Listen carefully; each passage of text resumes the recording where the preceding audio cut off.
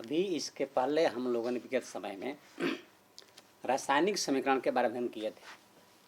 रासायनिक समीकरण में जो अभिक्रिया होती है कितने प्रकार की होती है? रासायनिक अभिक्रिया कितना होती है?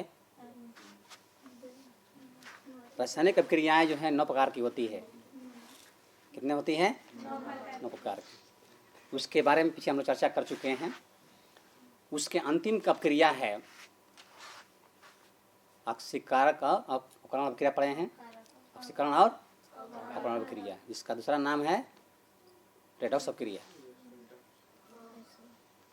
ऑक्सीकरण और अपकरण अभिक्रिया, उसका दूसरा नाम है ऑक्सीकरण। क्या है ऑक्सीकरण अभिक्रिया? वह होती है जिसमें ऑक्सीजन की क्या होती है? वृद्धि होती है, साथ ही साथ हाइड्रोजन का कमी होती है। उसी प्रकार उसमें अपकरण अभिक्रिया में हाइड्रोजन की वृद्धि होगी, ऑक्सीजन की कमी होगी। तो उसी चीज में हमको पढ़ना है। उसी अभिक्रिया में ऑक्सीकारक क्या है और अवकारक क्या है।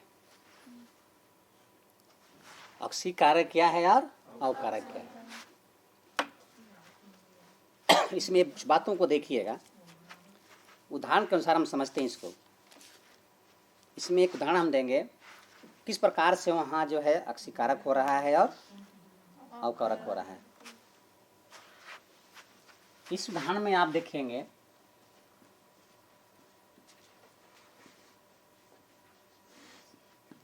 इसका नाम बताइए, इसको क्या कहते हैं?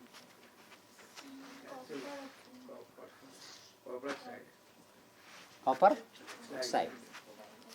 उसका असली नाम है क्यूप्रिक ऑक्साइड। उसका नाम क्या है? क्यूप्रिक ऑक्साइड नाम है। कॉपर के साथ मिलकर बना हुआ है। ये कैसे बनता है? जब कॉपर को ऑक्सीजन के में जलाते हैं तो बनता है क्यूप्रिक ऑक्साइड। और उस क्यूप्रिक ऑक्साइड का यहाँ क्रिया दिखाएंगे आपको किस प्रकार से यहाँ ऑक्सीकरण अवकरण हो रहा है। यहाँ से हम जानकारी करेंगे। इसमें आप देखिएगा ऑक्सीजन का संयोग है। क्या हो रहा है? जब यह हाइड्रोजन इसके साथ अभिक्रिया करता है तो ऑक्सीजन वहां से क्या होता है? निष्कासित हो जाता है। क्या होगा? यहाँ से निष्कासित होगा। और जिस पदार्थ यौगिक से ऑक्सीजन का निष्कासित होता है उसको हम लोग कहते हैं ऑक्सीकरण। और जिसने निकाला उसको कहते हैं अवकरण। कौन निकाल रहा है इसको? ये हाइड्रोजन जब क्यूप्रिक ऑक्साइड से क्रिया करता है तो इस ऑक्सीजन को क्या करता है? यहाँ से हटा देता है। तो उस समय क्या बनाता है? यहाँ सीधे कॉपर बनता है और H2O जल बन जाता है। ये ही हाइड्रोजन, इसी को समझना है कौन आपका ऑक्सीकारक है और कौन अवकारक है। यहाँ से इसका निष्कासन हुआ, अर्थात क्यूप्रिक ऑक्साइड से ऑक्सीजन को हटाया गया। तो जहाँ से हटा, किसमें से हट रहा है? क्यूप्रिक ऑक्साइड से। क्यूप्रिक ऑक्साइड आपका हो गया ऑक्सीकारक। ऑक्सीजन को किसने हटाया? हाइड्रोजन ने हटाया। हाइड्रोजन क्या बन जाएगा? अवकारक बन जाएगा। समझ में आ गया? इस प्रकार से यहाँ क्रिया जननी है। अब इस दोनों का जो आप कब क्रिया पढ़ चुके हैं, ऑक्सीकरण अवकरण क्रिया, आपके दैनिक जीवन में उसका कुछ उपयोग है। हर मानव जीवन में, हर जैसे जो भी जीव हैं उसके का है रोज की जिंदगी में, दैनिक जीवन में क्या करना है उसका उपयोग होता है। उसको हम लोग जानकारी करते हैं कि हमारे दैनिक जीवन में ऑक्सीकरण अवकरण का क्या प्रभाव पड़ता है। अभी क्या करना हमको भी जानकारी करेंगे। दैनिक जीवन में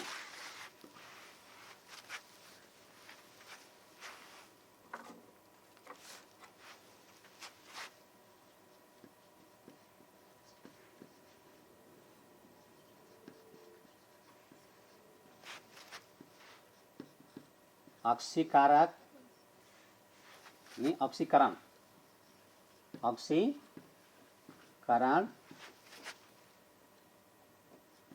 एवं अवकरण का प्रभाव क्या है, हमको जानना है। क्या प्रभाव पड़ता है, जानेंगे प्रभाव के बारे में। हम आपके पूरे जैन जितना भी जैव पदार्थ है उसके दैनिक जीवन में ऑक्सीकरण का और अपकरण का प्रभाव पड़ता है। इस प्रभाव को हम जानकारी करते हैं।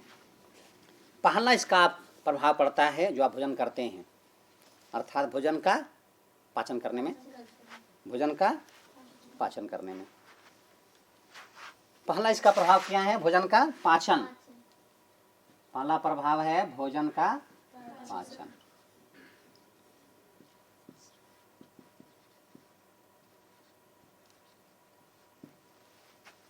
चाहे भोजन का पचना, पाचन लिखें या भोजन का पचना भी लिख सकते हैं, कैसे पचता है। इसमें देखिए आप बहुत सारे पदार्थ खाते हैं, दाल सब्जी आलू जितना भी सब खाते हैं, आप जानते हैं सब में क्या मिलता है? कार्बोहाइड्रेट मिलता है। और वहाँ से जो भोजन करते हैं एक कार्बोहाइड्रेट वहाँ से पहले क्या करता है? भोजन के वहाँ से पहले ऑक्सीकरण होता है, वहाँ पर पहले क्या होगा उसका, वहाँ से उसमें से भोजन में से निकाल देगा वहाँ पर। उसके बाद फिर उसका रूपांतरण हो करके अगर ऑक्सीकरण की वहाँ नहीं होगी तो भोजन पचेगा भी नहीं। तो वहाँ से भोजन आप जो करते हैं उसमें से कार्बोहाइड्रेट की मात्रा जो होती है पहले क्या बनाती है? ग्लूकोज बनाती है। क्या बनाती है? पाचन क्रिया के बाद ग्लूकोज बनाती है। और उस ग्लूकोज से आपका जो है शरीर के लिए क्या मिलता है? पूरा ऊर्जा और जल का। तो पदार्थ खाएं। छोटा बच्चा को देखिएगा, दूध पीता है, अलग से पानी नहीं पीता है। इसका मतलब उसके दूध में ही क्या है? पानी का अंश है। हर भोजन में पानी का अंश है, लेकिन आपके शरीर में जो तापमान बनता है, बाहरी तापमान, उसमें उसको क्या करता है? कुछ जल की मात्रा को कम कर देता है, इसलिए अलग से पानी आपको इस्तेमाल करना पड़ता है। तो इस प्रकार से यहाँ जो है भोजन के पचने में डेली काम है। आप डेली भोजन करते हैं, प्रतिदिन भोजन पचने में आपके जो भी पदार्थ का भोजन करते हैं उनका सबसे पहले क्या कार्बोहाइड्रेट की मात्रा होती है, वो पचने के बाद क्या बनता है? ग्लूकोज बनता है। और वही ग्लूकोज जब आप क्या करते हैं? ऑक्सीजन वायु ग्रहण करते हैं तो उसके साथ संयोग करके आपको क्या देता है? CO2 का सांस छोड़ते हैं ना, बढ़े भी छोड़ते हैं, साथ ही साथ आपको जल की मात्रा उसमें मिलती है और आपको ताकत भी मिलता है। इस प्रकार से यहाँ क्रिया होगी भोजन पचने में। आप सीधे जो भी भोजन किए हैं उसमें क्या क्या बनता है? उनको सूत्र बोलिए। C6H12O6। इसमें यहाँ पर जो है अब हम इसको जो श्वसन क्रिया करते हैं, ऑक्सीजन का इस्तेमाल करते हैं। ऑक्सीजन इस्तेमाल करने के बाद अब यह जो ही श्वसन क्रिया होगी, आप कितना हो भोजन अच्छा कीजिए, श्वसन क्रिया आपका बंद हो जाएगी तो भोजन बचेगा, क्योंकि दूसरा पदार्थ उसके साथ मिलेगा नहीं तो उसका भी कहाँ होगा? ऑक्सीकरण होगा ही। तो इस प्रकार से जो ही एक ग्लूकोज जो होता है आपका भोजन करने के बाद जो मिलता है, वो अब उस समय जब श्वसन क्रिया करते हैं तो ऑक्सीजन के साथ संयोग करता है। अभी यहाँ क्या हो रहा है? कौन क्रिया होगी? यहाँ ऑक्सीजन की वृद्धि हो रही है, इसको क्या कहेंगे? ऑक्सीकरण बनेगा। और ऑक्सीकरण बनने के बाद यह सीधे फिर क्या करता है? अब दोनों में जब क्रिया होगी तो यह बनाता है आगे जो आप सांस लिए हैं C2 में छोड़ेंगे, पहले वही आएगा, C2 आएगा, साथ ही उसमें क्या बनेगा? जल बनेगा। और उसमें फिर आपको क्या मिलेगी? ऊर्जा प्राप्त होगी। भोजन पचने के बाद आपके शरीर के अंग को ताकत मिलेगा। इस प्रकार की क्रिया होती है। इस तरह से भोजन के पचने में वो काम दिया।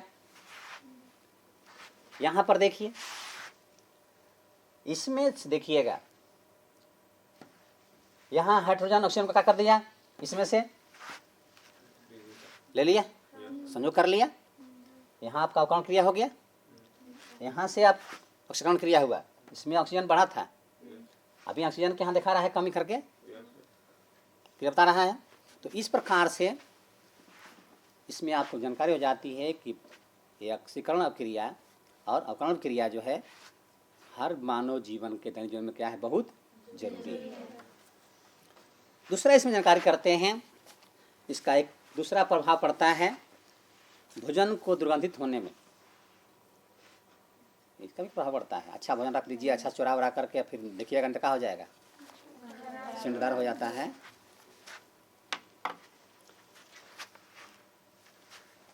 दूसरा इसमें है प्रभाव पड़ता है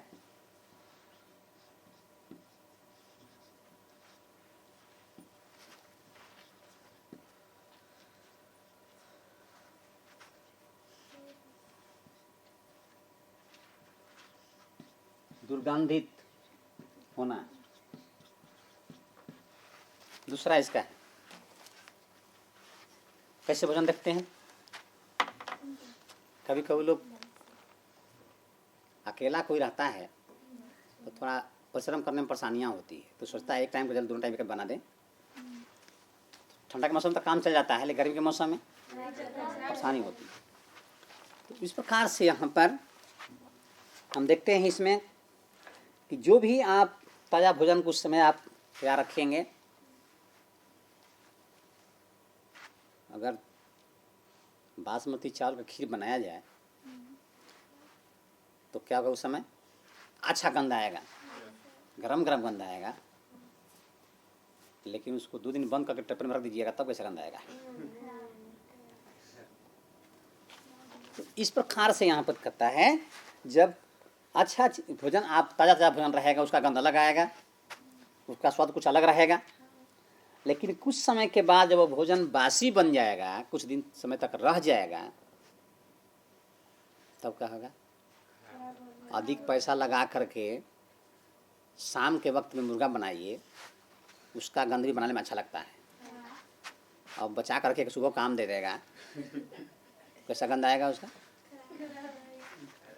तो इस प्रकार से आपको दुर्गंध भी वहाँ क्या होती है, भोजन से उत्पन्न होती है। तो यहाँ पर पहले जो भोजन बना रहे थे उसमें क्या स्वाद को ऑक्सीकरण हुआ,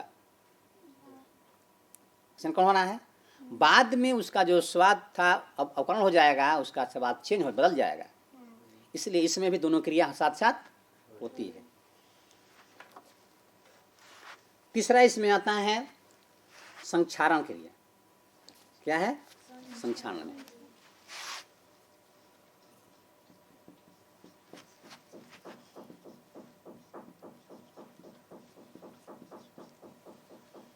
संक्षारण क्या है आपको मालूम पहले से भी, मतलब रक्षा करना है, उसकी सुरक्षा करना है। अगर किसी मान लीजिए आपने बहुत खर्चा लगा करके अच्छा दरवाज़ा बना दिया लोहे का, और उसको पानी से क्या किए, वायु को नमी को रोकने की व्यवस्था नहीं किए, तो क्या होगा, जब ही वो वायु से क्रिया करेगा, उसकी नमी से क्रिया करेगा, तो उसमें का जो मात्रा होगी ऑक्सीजन की या उसकी, उसको क्या करेगा, जिसमें ऑक्सीजन बढ़ाइएगा तो उसका रूप क्या करेगा, वो चेंज करेगा, नमी मिलेगी। धीरे धीरे क्या होगा, वहाँ पर प्रकृति में ये धीरे धीरे क्या हो जाएगा, ऑक्सीकरण की क्रिया शुरू हो जाएगी, अपण भी होना शुरू हो जाएगा। अंत में ऐसा होता है, ये मालूम हो जाता है कि जो धातु होंगे या अधातु होंगे, उनके आगे देखिएगा उनका रूप क्या हो जाएगा, चेंज हो जाएगा। इतना ही नहीं, कभी कभी आज लोग तो कम हो गया है, पहले ज़माने में घर के अगल बगल में चोरी होता था तो लोग अपना अच्छा सा बना कर चांदी सोना का गहना रखते थे, अच्छा पूरा अंदर में दीवार में खोद करके, उसमें ईंटा का मकान कम रहता था। उसमें रहने के बाद 2 साल रखेगा, 3 साल उसी में छुपा कर रखेगा। जब उसको निकालते थे लोग, देखते थे उसका रंग थोड़ा सा भूरा टाइप हो जाता था, हरा टाइप का हो जाएगा, रंग चेंज होता था। तो फिर लेकर लोग लेंगे कहाँ, सेठ के पास ले जाएंगे, सफाई करवाएंगे। तो इस प्रकार से कोई भी जो है, आप लोहे की कोई किल कहीं रख दीजिए, कांटी मार दीजिए, उसको देखो खर्च नहीं कीजिएगा, या पानी से भीग जाएगा तो क्या हो जाएगा। इस प्रकार से उसका संक्षारण को भी रोकना है। उसके बाद चौथा में आता है दहन।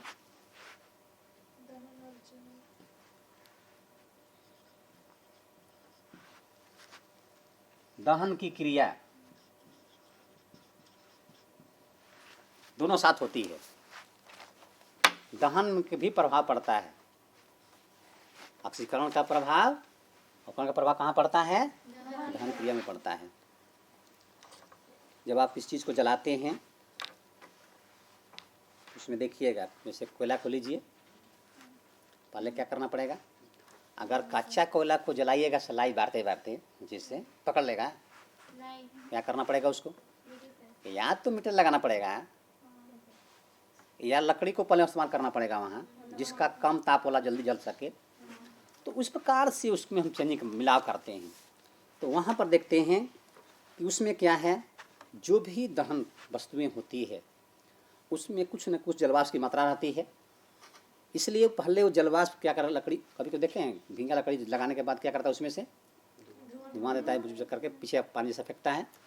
तो इस प्रकार से पहले उसमें जो जलवाष्प मात्रा होती है पहले उसको देख करना है, सिद्ध करना है। दहन में क्रिया में देरी हो सकती है। साथ ही साथ उसमें जो दहन की जो क्रियाएं होती है वो देखने से आपको मालूम हो जाता है। इसको लीजिए, कृष्ण तेल को लीजिए, कृष्ण तेल को ले लीजिए। अगर इसको करना है कृष्ण तेल को करने के लिए, जानकारी करने के लिए, तो एक कपड़ा को ले लीजिए, सूती कपड़ा को, और उसके कुछ भाग को पहले तेल से भेज दीजिए, क्या करिए, कृष्ण तेल से भेज दीजिए और फिर उसको पानी से घोट दीजिए। बता रहे हैं आपको, तेल से भी घोट दीजिए फिर पानी से घोटिए, सलाई बारिए, पकड़ लेगा। पानी वाला भाग जो तेल पहले ऊपर हो गया, तेल जलेगा, कपड़ा नहीं जलेगा, याद रखिएगा। आप पर देख लीजिएगा, कपड़ा भींगा हुआ, ऊपर तेल डाल दीजिए, केसन तेल, और सलाई बार कीजिएगा तो वहाँ ऊपर जलेगा, कपड़ा नहीं जलेगा। जब वो पूरा उसके जलने से उसकी कपड़ा का भींगा हुआ नमी सूख जाएगा तब कपड़ा जलेगा। लेकिन जो कपड़ा अधिक भींगा होगा वो जलते जलते तेल जल जाएगा तो वो बच जाएगा, नहीं जल पाएगा। आप करके देख लीजिएगा, सब करने की चीज़ है।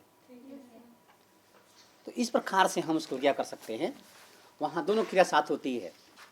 वहाँ पर दोनों मिलाया, केरोसिन तेल को मिला दिया, जल को मिलाया। जल जिसमें आप जलाएंगे केरोसिन तेल जलेगा तो उसमें जल का वहाँ जलवाष्प बनता है, उसको ठंडा करके रहेगा, इसलिए उसको पकड़ने नहीं देता है। और जब पूरा जलवाष्प सूख जाएगा तब तक जलवाष्प के ताप अधिक नहीं हो जाएगा, तब तक कपड़ा जले उलेगा नहीं, इसको याद रखिए। तो इस प्रकार से हम दैनिक जीवन में 4 बातों पर प्रभाव पड़ता है, ऑक्सीकरण और अवकरण का। जबकि ये डेली अब काम करना है, ये काम आपको डेली करना है, भोजन डेली होना है, भोजन को देख हमेशा करना है, संसारण जरूरी है, और दहन बिना दहन किया खाना बनेगा नहीं। इसलिए कहता है दैनिक जीवन में इसका क्या प्रभाव पड़ता है।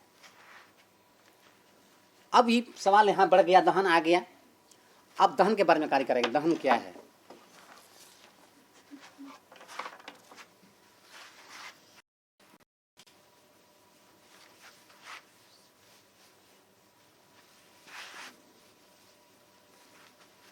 अभी हम लोग जानकारी करेंगे दहन।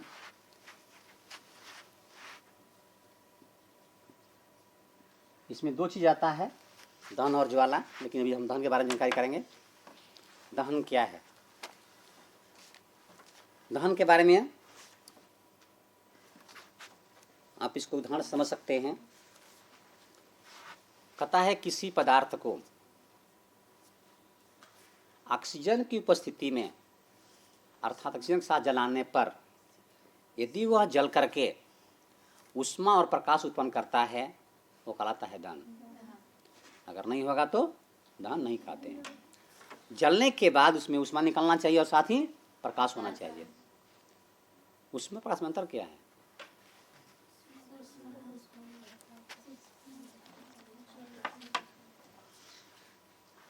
दोनों बातें आई है, ऊष्मा और प्रकाश, क्या दोनों में अंतर है?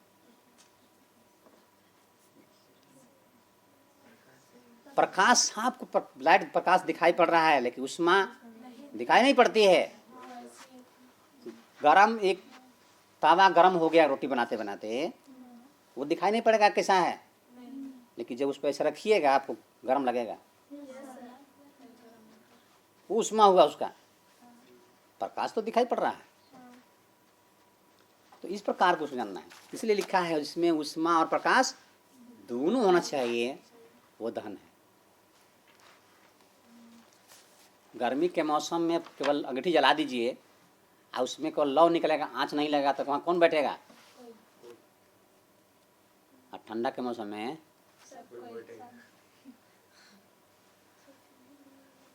तो इस प्रकार की क्रिया करना है। तो इस तरह से यहाँ पर दहन क्या है?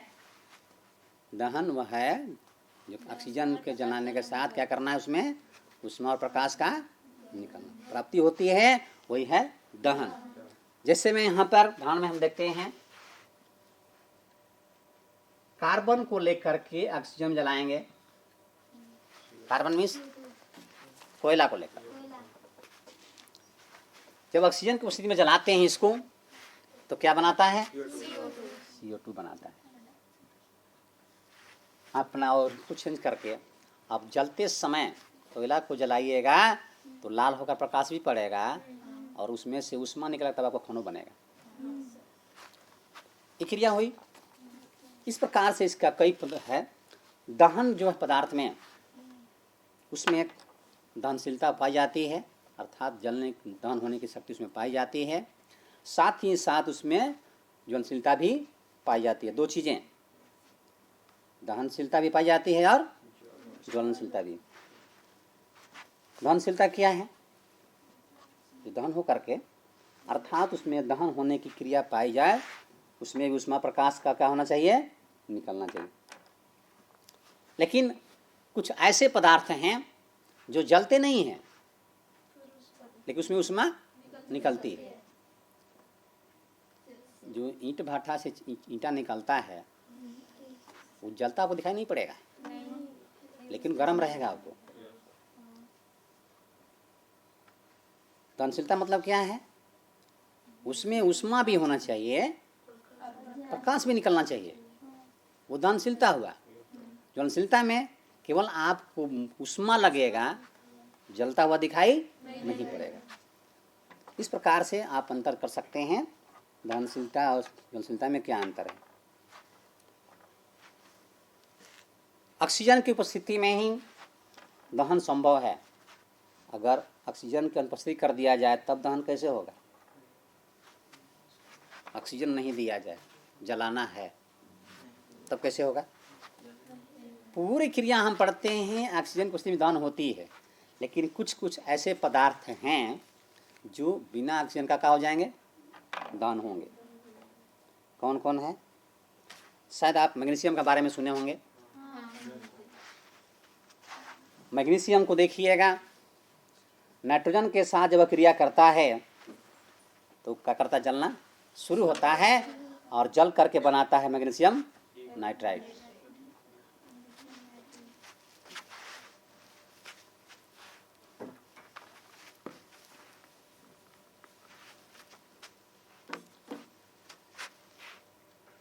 ऊपर में हमने पढ़ा ऑक्सीजन की उपस्थिति में जलना।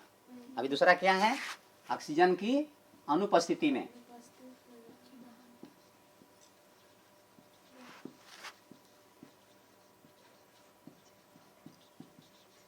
अनुपस्थिति में दहन।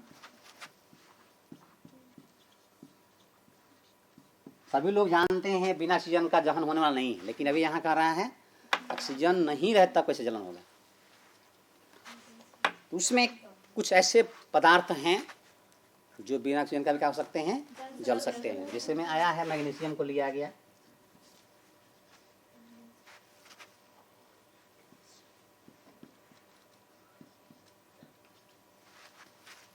मैग्नीशियम को नाइट्रोजन के साथ में क्या करते हैं? क्रिया कराते हैं, तो ये अपने आप क्या होता है? जलना शुरू हो जाता है। उसको माचिस लेकर जलाना नहीं है। यहाँ से ये सब क्रिया में देखिएगा अपने आप ये प्रकाश निकलेगा वहाँ और ऊष्मा भी प्राप्त होती चली जाएगी। तो यहाँ पर देखिएगा ये जब क्रिया करता है उस वक्त में यह जो है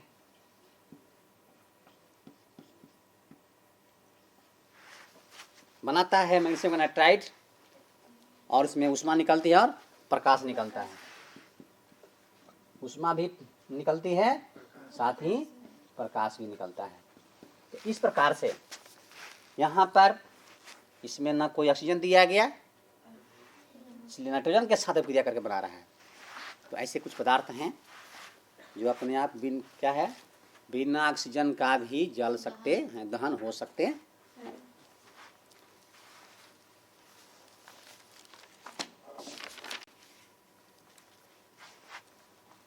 इसमें कुछ शर्त है, कुछ शर्त के बारे में जानकारी करेंगे। दहन के लिए कुछ शर्त है, दहन का शर्त है।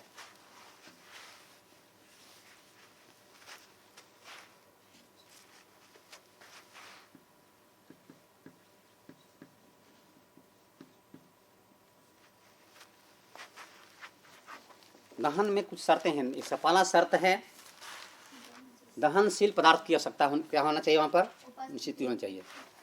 पहला है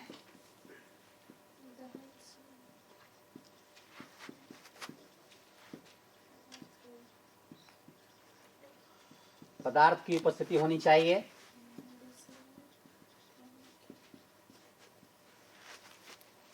दूसरा इसमें आता है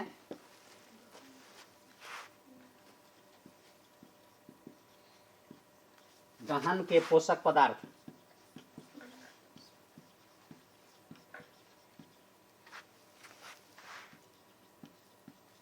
उपस्थिति होनी चाहिए। और तीसरा इसमें आते हैं ज्वलन ताप उसका होना चाहिए।